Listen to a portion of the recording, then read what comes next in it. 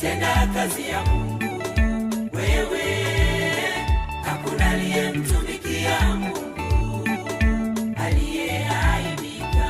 Tenda kazi wewe, ingali neema ipo. Tenda kazi ya Mungu. Wewe hakuna aliyemtumikia Mungu aliyeaibika. Daudi anasema hajaona mwenye haki ameachwa mwanadamu. Tenda kazi ya Mungu. Tenda kazi.